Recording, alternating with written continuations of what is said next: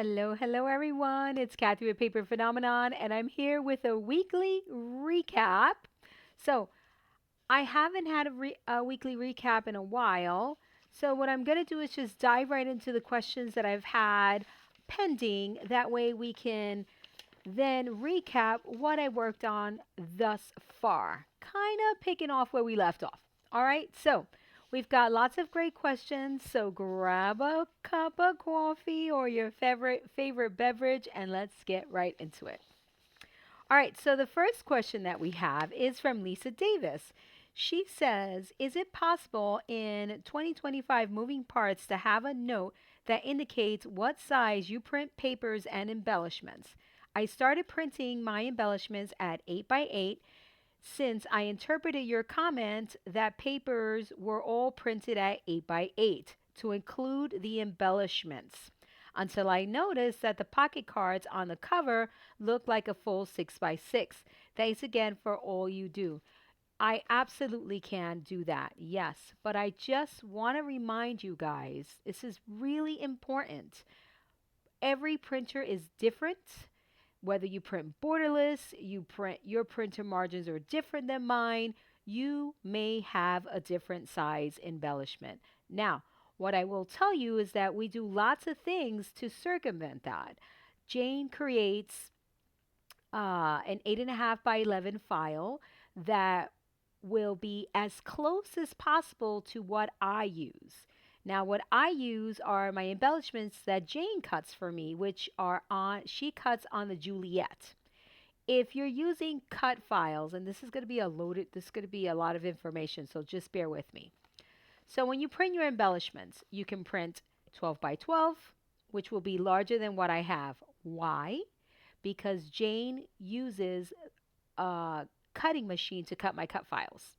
When you imports, I think, when you open the files into the software for a cutting machine, such as a Cricut, a Silhouette, or what Jane uses, a Juliet, they come in smaller, about 10% smaller. So my embellishments will be smaller than yours if you print 12 by 12 and then cut them out with your hands, right? Or you scan them in your scan and cut them in your scan and cut. Mine will be about 10% smaller. If you're using your cut files and you're using a machine, you open up these digital embellishment files in there, then yours will be you size your embellishments to the cut file, yours will be exactly like mine. All right. Now, not everybody has this. Not everybody has a 12 by 12 printer. So Jane created a file at 8.5 by 11, so you can print on a regular printer. And those are as close as possible to mine. Why can I not guarantee exactly like mine? Because your printer settings are probably not the same as mine. Every printer is different, it has different margins, etc., etc., etc. So you will get as close as possible as you possibly can. And as always, if you have any questions, please feel free to send us an email to info@paperphenomenon.com. We're happy to help, happy to answer your questions. Uh, so in answer to your question, yes, I can put exactly what I'm using in a piece of paper, but you may not get exactly what I'm getting depending on how you're cutting, what steps you're taking to cut your embellishments. All right? So, you may have to send an email and ask, right? Especially if you are not using the cut files, if you're not using a cutting machine to cut your embellishments. All right, so hopefully that makes sense. But I absolutely can, going forward, go in and in the cutting guide, we will write all sorts of information in there to get you as close as possible to mine if you're not using a cutting machine and the cut files that Jane uses to cut mine. All right? All right, so next question is also from Lisa Davis. There's three from Lisa Davis, so we'll work through those first. Working on my January 2025 moving parts, hoping to stay current on this all year. That's a great thing. Will you be sharing the layout inspiration on these this year? Not critical, but trying to teach my brain to see the possibilities when looking at a sketch. Absolutely. I'll be happy to share any sketches that I use. However, for January, February, and March, I didn't use any sketches. I just did whip these up myself because they're pretty, I think they're easy. Don't quote me on that. I whipped these up myself, so there was no layout to share. But if I use a layout, 100% yes, I will share it with you guys. And the last question is, hey, Kathy, looking forward to all the exciting things coming up. With all the new pre-cut chipboard pieces available in the shop, available in the shop, will the SVGs for those pieces be added to the project folders or available for separate purchase? No, they will not be added to the project folder because the pre-cuts is a service. Is a service that Jane provides, Paper Phenomenon provides to send you. Uh, I believe I have some pre-cuts here. Hold on.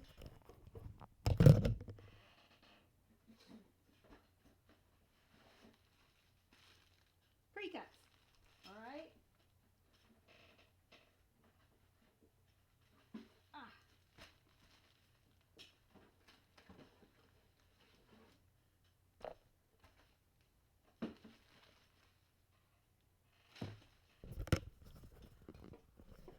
All right, so what the pre-cuts are pieces of chipboard, and you probably know this, Lisa, but for those of you who don't, pieces of chipboard that we cut for you. These are files that Jane creates based on my projects for you to order pre-cut files. You probably don't recognize this one. This is a brand new project that I'm working on, but um, so no, the SVG files will not be added to the project folder. The SVG files are not for sale. These files are used to create pieces for you guys to start working on your project. So it comes to you like this. You don't have to cut. When I offer an SVG file, it's because it's required to make the project. It'll make your life easier, etc., etc. While I'm working on the project, I tell you there's an SVG file available. So when you order a pre-cut, you get a little note that tells you, what it tells you, and then all the pieces that you need to make the project that I cut by hand, and I show you how to cut by hand in the project tutorial, which is what you purchase. Again, when there's an SVG file available, it's available with your purchase. All right, but these pre-cuts do not have SVG files associated with them, and no, we're not going to sell them separately. All right, so thank you so much for your questions, Lisa. I hope that you got the answers that you need, and as always, you can always email us or leave questions in the new posting on the community page. All right, so next question is from Scrappy Tate. She says, I purchased the vintage Rolodex and I noticed the other memory decks SVG files are not included in the folder. Will it be added to the folder or is it a separate purchase? It is a separate purchase. All right. So when you purchase the tutorial for this project, you get everything you need for this. This project includes in your purchase an SVG file because it has this rounded effect here. All right. And I show you how to do it manually, but I supplied an SVG file with this.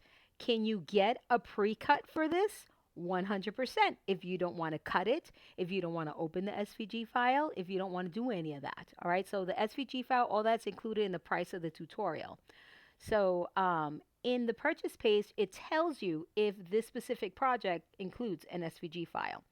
All right, so what she is asking about is the specialty cards that I made, not the basic Rolodex cards. The project comes with the basic Rolodex cards, including an SVG file for the basic Rolodex cards, so you don't have to cut that manually. But what she's asking about is fancy schmancy stuff that I made right here. So like this purse, Rolodex card, and quite a few others, right? So that opens up. And just so you know, this spins.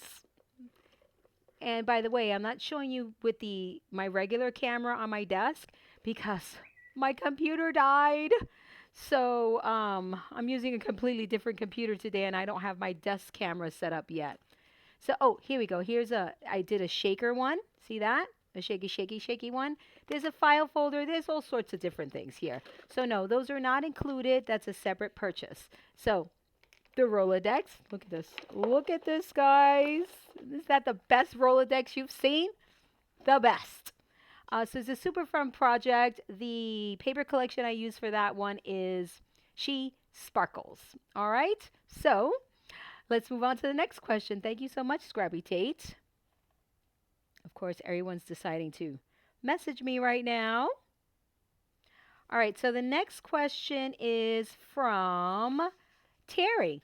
Terry asks, she says, "Hi, Kathy and friends. I have a question regarding your selling license.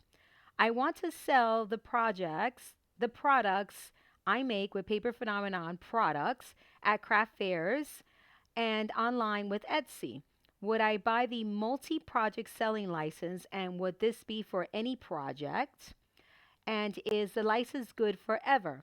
I want to make sure I buy the correct license. I hope this makes sense. Thank you." Yes, it does make sense, and I'll be happy to explain it. I have two licenses in my shop. I have a single project license and I have a multi project license. Single project is for a single project for one of the moving parts. This is the March moving parts. So if you want to sell this, the finished product on your Etsy shop or wherever, craft fairs, you buy a single project license. Okay, single project. And yes, it is forever. When you buy a multi project license, hold please.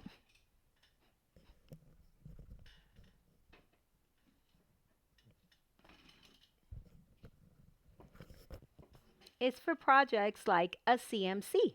All right. This CMC, the full day CMCs comes with a train case and multiple projects. Yes, it is forever, right? So if you buy if you want to sell the CMC or the train case with all the goodies in it, then you would get the multi-project license. If you bought, let's see, and I'm pretty flexible, guys. Let's say you bought the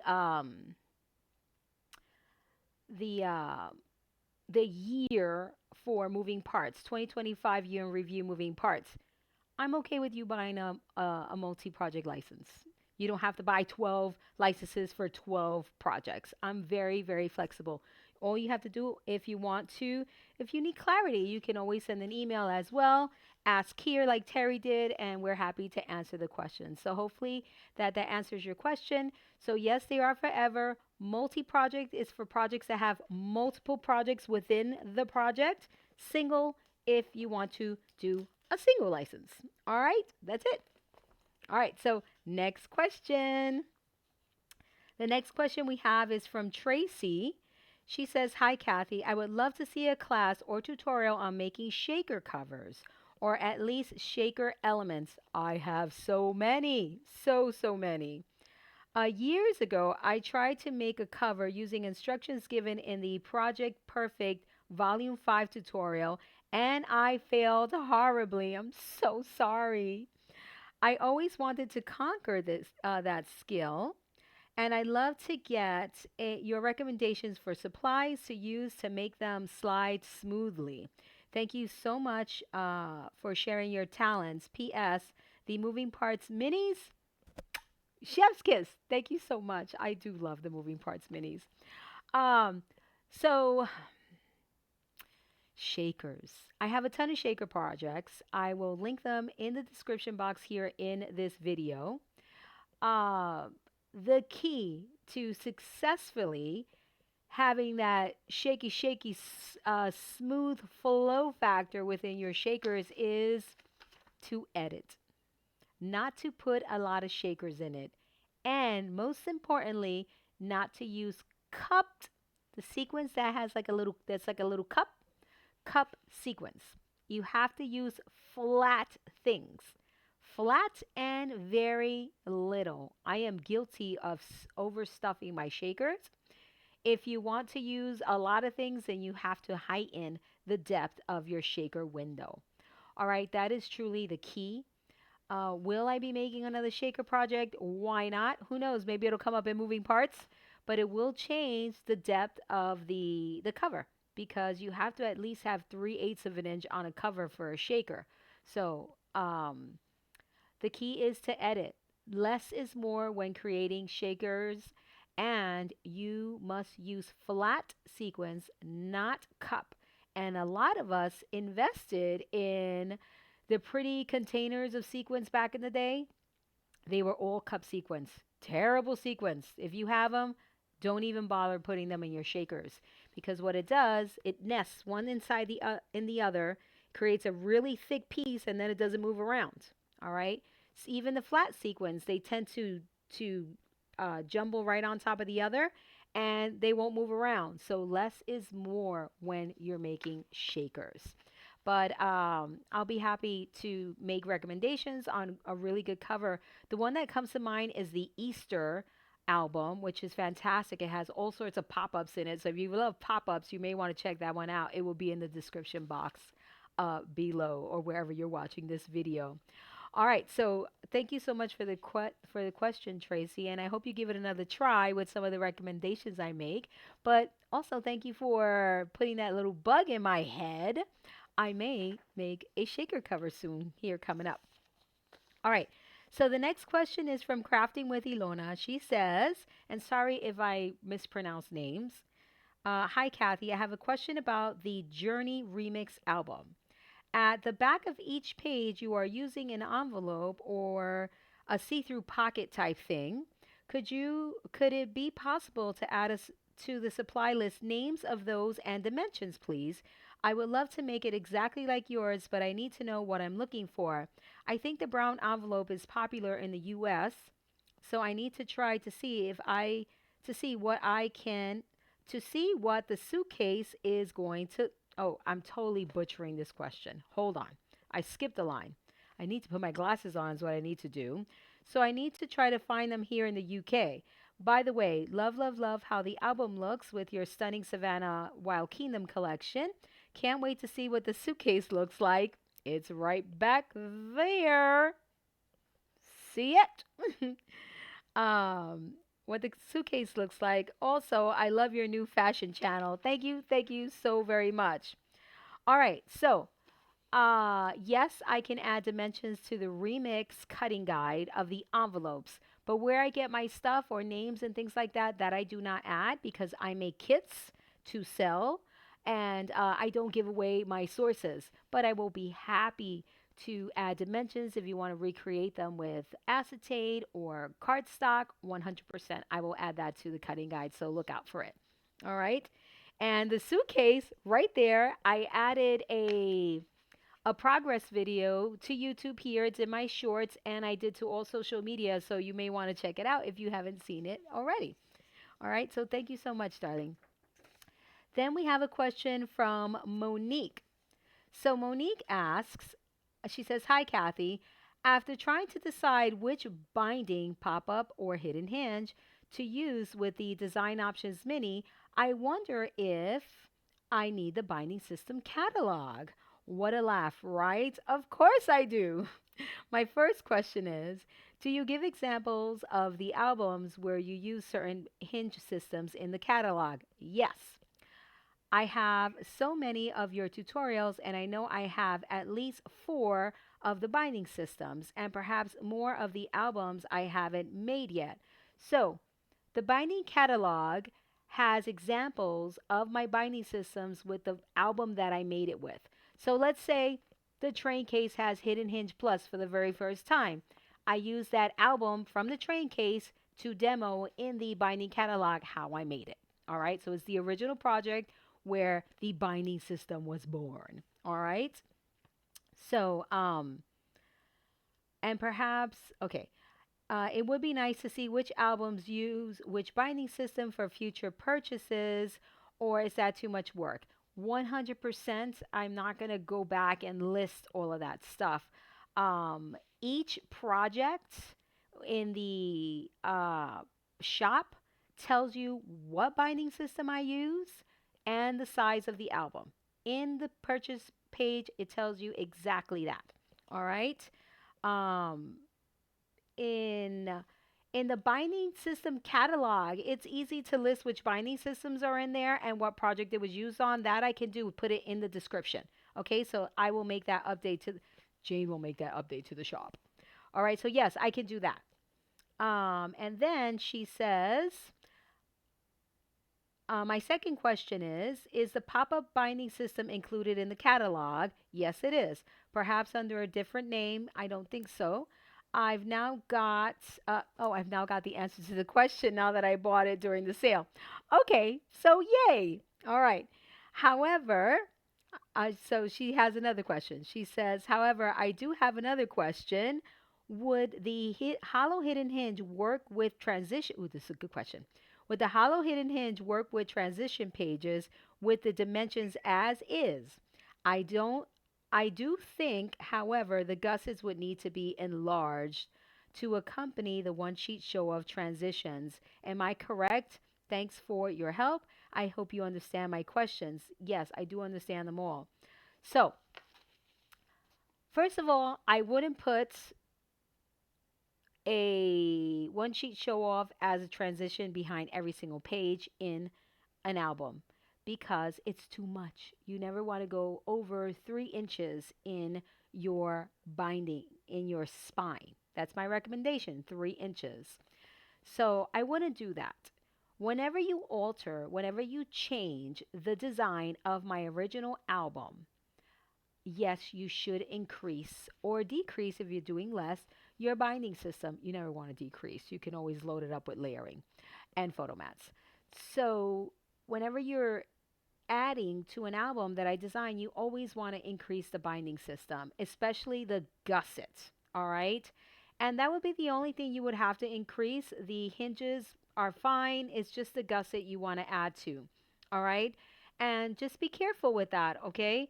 But don't go over 3 inches.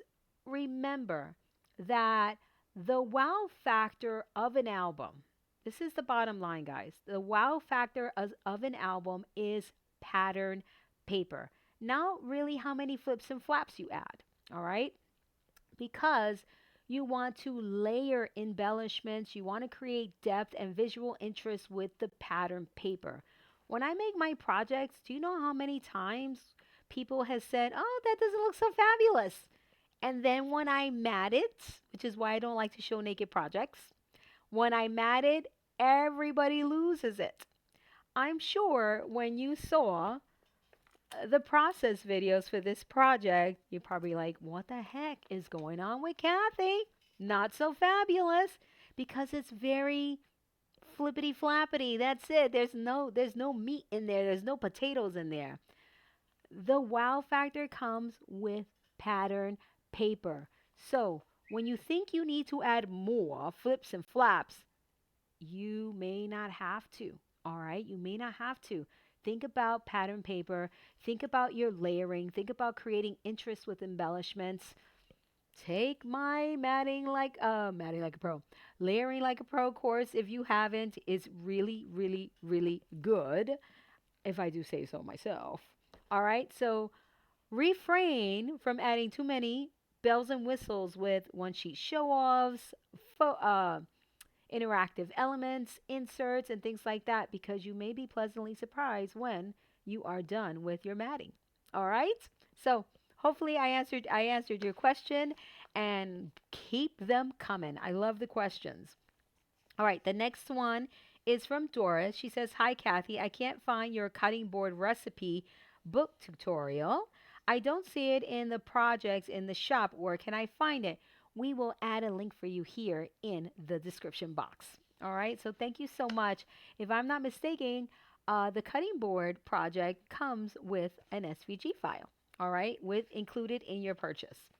All right, so thank you, Doris.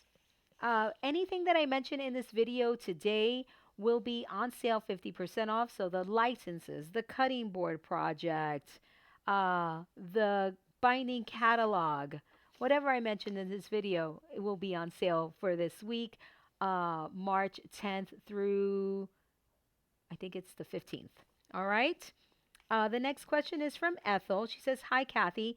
I have a brother's scan and cut, and I wanted to know if the cut file should be used with the printed paper or the digital collection.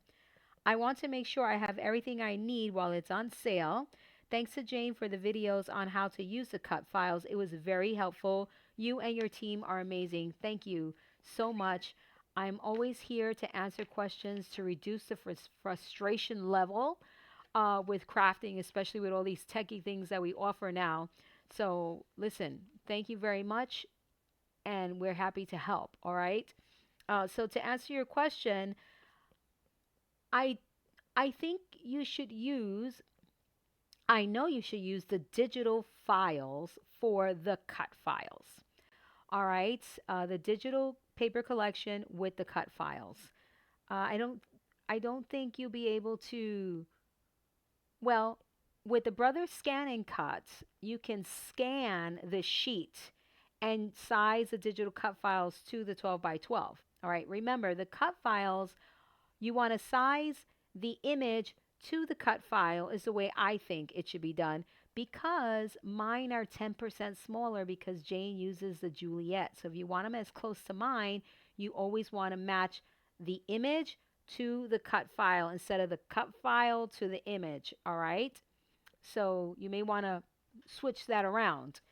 So I would say 9 times out of 10, if you can print, if you have a printer, get the digital. You have it forever. The paper pack, it's fabulous. Don't get me wrong, I love the paper packs. I love that instant gratification. But I would use that if I didn't have a printer, or if I needed a quick, if I knew I was going to use that and not use any technical things, I would get the paper pack. But if it's on sale and you're getting the cut files, I would go for the digital. All right? 100% of the time. All right, so I hope that answers your question, Ethel. Thank you so very much. All right, so we're going to move on to the next question. Well, there are no more questions. We don't have any more questions. Those are all the questions, but I want to talk to you about what we've been working on. So, I completed the full days CMC. The full day CMC has all sorts of goodies in it, right? It has what I call a trifolio, right? Because it has 3 covers. It also has an insert made out of file folders, which is super duper cute. And it also has the interactive card. All right, so all sorts of fun things in there. So that's completed, full day CMC. I have 1 CMC to go, which coincidentally will use these files. I've completed January through March moving parts folios, 8 by 8s. All right. Remember, we have add-on charms in the shop. And here's a January one. They've all turned out really, really beautiful. They're gorgeous. The layers in here are gorgeous. The paper collections are all gorgeous. The March collection, so many of you, including myself, I was like, oh, St. Patrick's Day. I knew it wasn't going to be kitschy, St. Patrick's Day, but, you know, it's just something that when I think of St. Patrick's Day, I don't think of anything in my life for St. Patrick's Day, right? But guys, did this turn out amazing? It is amazing. You really should look at the watch the final review video. Is really, really good. We also completed, well, in the process, we're almost done with the suitcase. Hold on, let me slide back over, people. The suitcase is gorgeous. So absolutely gorgeous. The album is in there, of course. We added this compartment here, which is super fabulous, which coincidentally holds 8 by 8 moving parts. There's the album. It's beautiful. I also have a video sharing this in more detail. Really beautiful things. And Yeah, and that's it. I think that's all I've done. Oh no, we did layering like a pro. The class turned out, I think it turned out wonderful. I got really good feedback. I even got some suggestions, which also included, which similar to Lisa Davis's question about including measurements, maybe not measurements, but more detail with printing so people can kind of pick what works for them. And yes, I will be doing that. And my minor technical difficulties at the beginning. Oish. So, anyway, uh, the class overall turned out wonderful. I do remember a question with that about, let me see if I can find uh, my project. I do have a final review on this project. It's right here. Hold on. I had to move my computer out the way, dismantle my desk to put Broderick's computer here so that I can record and broadcast and do all that stuff because it's going to take my computer for at least 4 weeks to get back to me with what is going on with it. So, anyway, everything is a disaster here. Everything around me is an absolute disaster because I had to move so many things out of the way. But anyway, the question that I got that I said I'm going to check. So here's a project that we made for layering like a pro. It turned out gorgeous. There are even photos, some photos on the pages showing what it would look like with a photo. So that's such a treat when I can do that. Look at this, guys. The question is, will this fit in the train case? And the answer is no. But you just have to reduce it by half an inch. Oh, by an inch. You just have to reduce it by 1 inch. See that? Because it's a quarter of an inch bigger than the box, but you know the inside of it. So I would reduce it by 3/4 of an inch. 3/4 of an inch, you should be fine, and you will be able to get everything in here just whacking off 3/4 of an inch of the bottom. All right. So the answer is no, but can you make it fit? Yes. 3/4 of an inch, make it shorter. Everything else stays exactly the same. And you should be able to mat exactly the way we went over in the layering like a pro class. All right. So if you miss the layering like a pro class, you can still take it. It's just not live. It's recorded. It was via Zoom, and we had a really good time. I really enjoyed myself, and so many of you once again gave me good feedback on the class. And I will be having more, many, many, many more. There's lots of fun things coming up on Paper Phenomenon or at Paper Phenomenon. And just stay tuned, guys. Stay tuned, and you're going to see all sorts of fun things. All right. So thank you so much for watching this entire video, and I'll see you in the next one. Thank you for your questions. If you have new questions, just look in the community tab here on YouTube. Dr. E makes a post about a post on Ask Your Questions here, and I will answer them in the following week's recap video. And check out the shop, paperphenomenon.com, for everything that may be on sale this week. Bye bye.